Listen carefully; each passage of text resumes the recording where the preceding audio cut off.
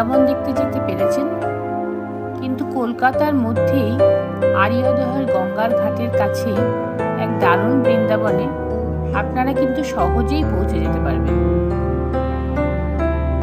PT রোডের ওপর Rathtala stoppage থেকে গঙ্গার দিকে অটো করে মাত্র 10 টাকার বিনিময়ে খুব সহজেই পৌঁছে যাওয়া যাবে এই বৃন্দাবনে।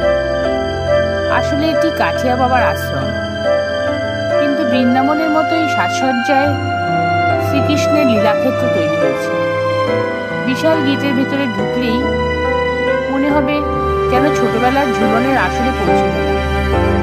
শ্রীকৃষ্ণের ননিচুরি, পুতনাবধ, বাল্যলীলার সব ঘটনার বিবরণী এখানে উপস্থিত।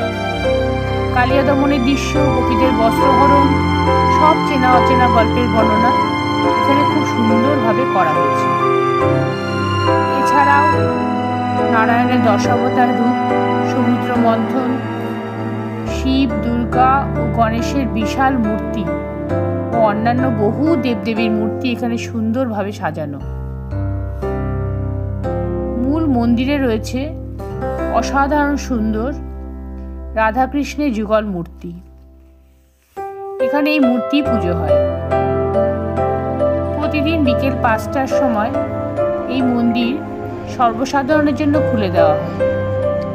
উপরি পাওনা গঙ্গার শীতল বাতাস ও মনোরম দৃশ্য। জন্মাষ্টমী, রাধাষ্টমী, দোলযাত্রা ইত্যাদি বিশেষ দিনগুলোতে এখানে বিশেষ পুজো ও উৎসবের আয়োজন করা হয়েছে।